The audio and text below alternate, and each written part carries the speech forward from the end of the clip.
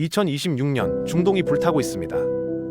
이란의 미사일이 이스라엘 본토를 향해 날아가고 세계는 3차 대전을 우려하며 공포에 떨고 있습니다.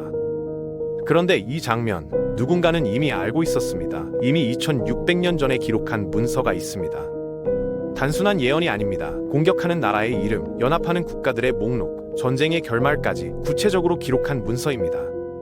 바로 성경입니다. 성경 에스겔 38장입니다. 그 명단의 첫 번째 이름이 바로 페르시아, 오늘날의 이란입니다. 지금 뉴스에서 보는 장면이 어떻게 2600년 전 문서와 일치할 수 있는지 지금부터 하나씩 살펴보겠습니다.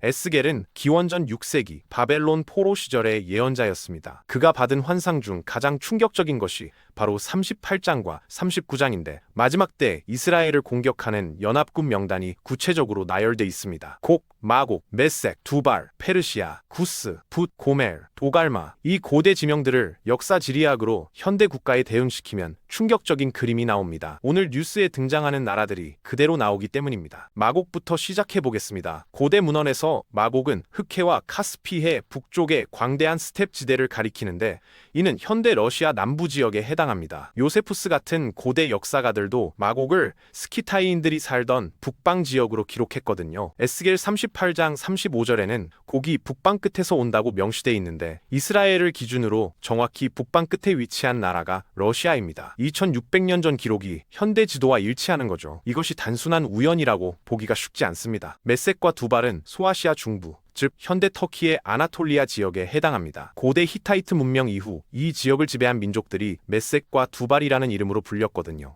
시리아 기록에도 무스키와 타발이라는 이름으로 등장하는데 이것이 메섹과 두발의 어원입니다. 페르시아는 설명이 필요 없습니다. 성경 본문이 직접 명시한 현대 이란이죠. 구스는 고대 누비아로 현대 수단 또는 에티오피아에 해당하고 붓은 북아프리카, 즉 현대 리비아입니다. 고멜과 도갈마는 코카서스 지역, 현대 아르메니아와 아제르바이잔 일대로 봅니다. 이 지명들을 현대 국가로 환산하면 러시아, 이란, 터키, 리비아, 수단이 포함되는 연합구조가 나옵니다. 여기서 멈추고 생각해야 합니다. 2600년 전 문서가 이 조합을 기록했다는 게 과연 우연일 수 있을까요? 지금부터가 더 충격적입니다. 이 고대 지명들이 현대 지정학에서 실제로 연결되고 있는 방식을 보면 소름이 돋습니다. 러시아와 이란은 시리아 내전을 통해 군사협력을 강화했는데 이란은 러시아에 샤헤드 드론을 공급했습니다. 러시아는 이란에 Su-35 전투기와 방공 시스템 기술을 이전했고 두 나라가 무기를 주고받으며 실질적인 군사 동맹을 노골적으로 강화하고 있습니다. 에스겔이 말한 연합이 눈앞에서 만들어지고 있는 겁니다. 터키는 더 놀랍습니다. 나토 회원국임에도 불구하고 2019년에 러시아제 S-400 미사일 시스템을 도입했는데 서방 동맹의 일원이면서 동시에 러시아 무기를 사들인 겁니다. 이 두 가지가 공존한다는 게 이상하지 않습니까? 미국이 F-35 전투기 공급을 취소하며 강하게 압박했지만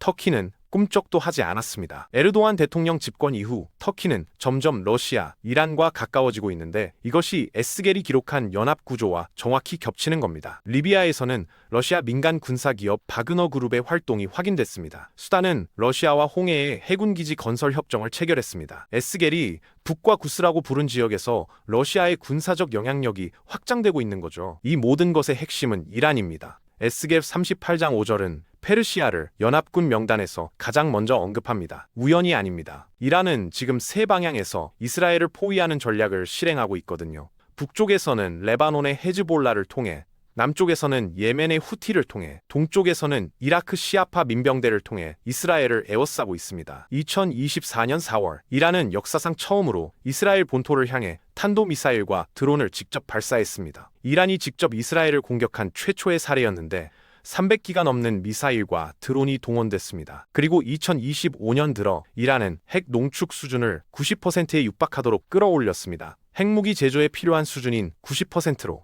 핵 보유 임계점까지 불과 한 걸음 남은 상황입니다. 그런데 에스겔 38장 13절에는 흥미로운 장면이 나옵니다. 스바와 드단과 다시스 상인들이 고객에게 묻습니다. 네가 탈취하러 왔느냐, 노략하러 왔느냐고요. 이것이 단순한 질문이 아닙니다. 연합군이 이스라엘을 공격하는 동기 중 하나가 경제적 이익이라는 암시거든요. 이스라엘은 지중해에서 레비아탄과 타마르라는 초대형 가스전을 보유하고 있는데 추정 매장량이 수십조 입방피트에 달합니다. 세상이 경제적 이해관계로 움직인다고 생각할 때 에스겔은 이미 그 동기까지 기록해뒀습니다. 에스겔이 기록한 이 전쟁의 결말은 어떻게 됩니까? 연합군의 승리가 아닙니다. 그것이 핵심입니다. 두려움이 아니라 이 결말을 이미 알고 있다는 것. 그것이 성경을 아는 사람의 강점입니다. 에스겔 38장 18절에서 22절은 하나님의 직접 개입을 기록합니다. 대지진이 일어나고 우박과 불과 유황이 쏟아지며 연합군 내부에서 혼란이 생겨 서로를 공격하게 된다고 합니다. 에스겔 39장 9절은 연합군의 무기가 7년간 연료로 사용될 만큼 방대하다고 기록합니다. 그리고 한 가지가 더 있습니다.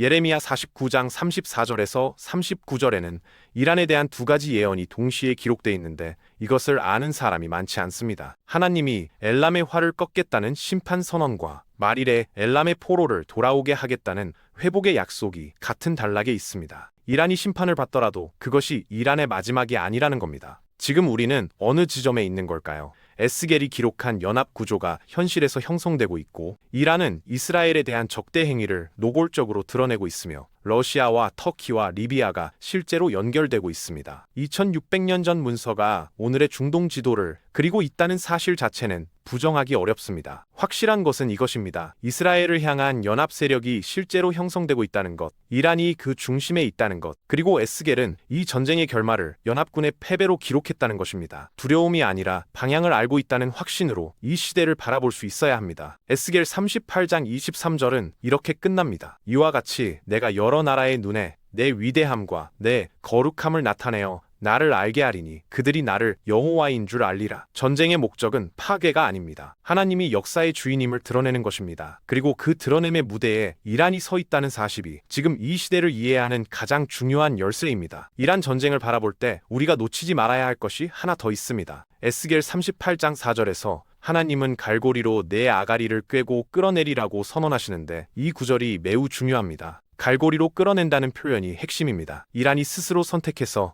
이스라엘을 공격하는 것처럼 보이지만 성경은 그 배후에 하나님의 주권적 인도가 있다고 분명히 말합니다. 역사의 연출자는 따로 있다는 거죠. 이것은 성경 전체를 관통하는 패턴이기도 합니다. 기원전 539년 하나님은 고레스를 도구로 삼아 바벨론을 무너뜨리고 이스라엘을 해방시키셨습니다. 고레스는 자신이 하나님의 도구인지 몰랐지만 이사야는 이미 150년 전에 그의 이름을 예언했습니다. 페르시아가 구원의 도구로 쓰였던 것처럼 심판의 도구로 쓰일 때도 하나님은 주권을 놓지 않으십니다. 지금 이란이 이스라엘을 향해 미사일을 발사하고 연합군을 구성하는 장면을 볼 때 두 가지 시각이 있습니다. 하나는 세계가 혼돈에 빠졌다는 시각이고 다른 하나는 2600년 전 예언이 정확히 이행되고 있다는 시각입니다. 에스겔 38장을 아는 사람에게 이 장면은 두려움이 아니라 확인입니다. 에스겔 38장 23절은 이 모든 사건의 목적을 밝힙니다. 하나님이 여러 나라의 눈에 자신의 위대함과 거룩함을 나타내어 알게 하리라는 겁니다. 전쟁도 예언의 성취도 결국 이 목적을 향해 움직이고 있습니다. 전쟁의 목적은 파괴가 아닙니다. 하나님이 역사의 주인임을 드러내는 것입니다. 그리고 그 드러냄의 무대에 이란이 서 있다는 사실이 지금 이 시대를 이해하는 가장 중요한 열쇠가 됩니다. 지금 중동에서 벌어지는 일을 뉴스로만 보면 혼돈입니다. 그러나 에스겔의 지도를 펼쳐놓고 보면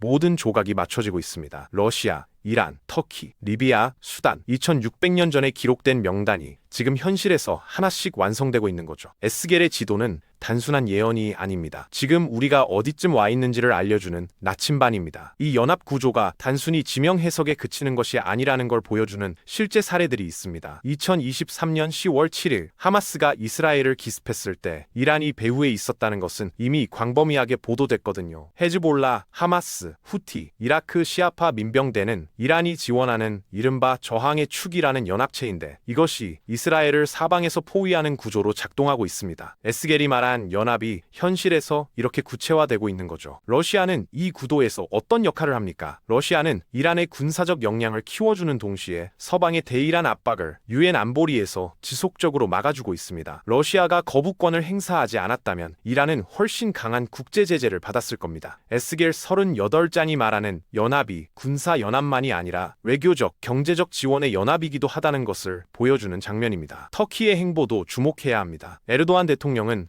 2023년 10월 이후 공개적으로 하마스를 지지하고 이스라엘을 비판했습니다. 이스라엘 대사를 추방하고 이스라엘과의 무역을 일부 제한하는 조치를 취했습니다. 나토 회원국이 이런 행동을 한다는 것이 이례적인데 에스겔이 기록한 연합 안에 터키가 포함되어 있다는 해석을 강화합니다. 에스겔 38장에는 또 하나의 중요한 세부 사항이 있습니다. 38장 11절과 12절에서 곡이 이스라엘을 공격하는 이유를 기록하는데 성벽 없는 마을에 살며 안전하게 거주하는 백성을 탈취하려 한다는 겁니다. 이스라엘이 어느 정도 안정과 번영을 누리는 시기에 이 전쟁이 일어난다는 뜻입니다. 현재 이스라엘의 경제 규모와 기술 수준, 레비아탄 가스전의 에너지 생산 능력을 생각하면 이 조건이 지금 시대와 맞닿아 있습니다. 2025년과 2026년 사이에 이란의 핵 개발 문제가 임계점에 도달하고 있습니다. 이란은 핵 농축 수준을 빠르게 끌어올리며 국제사회의 경고를 무시하고 있거든요. 핵무기 완성이 시간 문제라는 분석이 이스라엘을 더욱 압박하고 있습니다. 이스라엘은 이란의 핵 보유를 실존적 위협으로 규정하고 선제적 군사행동을 배제하지 않겠다고 반복해서 밝히고 있습니다. 이 긴장이 임계점을 넘으면 에스겔이 묘사한 규모의 전쟁이 촉발될 수 있는 구조입니다. 그런데 이 모든 분석에서 우리가 놓치지 말아야 할 핵심이 있습니다. 에스겔 38장과 39장은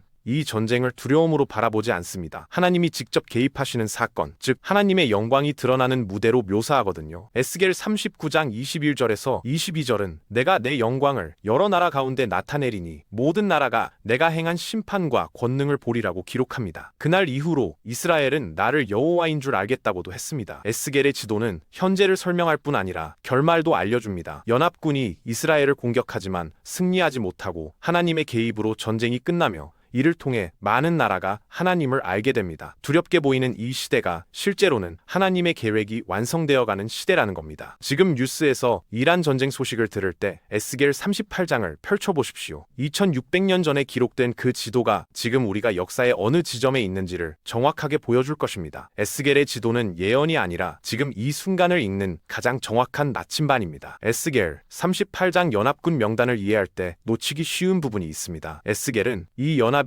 즉흥적으로 만들어지는 게 아니라고 말합니다. 38장 7절에서 하나님은 고객에 준비하고 무리를 이끌라고 명하시는데 준비가 이미 진행 중이라는 겁니다. 지금 중동에서 러시아, 이란, 터키 사이에 벌어지는 군사 협력과 외교 관계가 에스겔이 말한 준비 과정일 수 있다는 거죠. 뉴스가 보도하는 개별 사건들이 하나의 큰 흐름의 일부일 수 있습니다. 이란이 이 전쟁의 핵심 주체가 되는 데는 이유가 있습니다. 이란의 최고 지도자 하메네이는 이스라엘을 암세포에 비유하며 제거해야 한다고 발언했거든요. 이것은 정치적 수사가 아니라 이란 국가 정책의 핵심입니다. 에스겔 38장 10절에서 11절은 곡이 이스라엘을 치러 올라가리라는 생각을 품게 된다고 기록하는데 그 생각이 이미 이란 지도부 안에 깊이 자리를 잡은 거죠. 이것은 전략이 아니라 신념의 수준입니다. 에스겔의 예언에서 또 하나 주목해야 할 것은 이 전쟁이 이스라엘이 고토를 회복한 이후에 일어난다는 점입니다. 38장 8절에서 12절은 이스라엘이 황폐했다가 회복된 땅에 정착한 상황을 묘사합니다. 1948년 이스라엘 건국과 1967년 예루살렘 통일,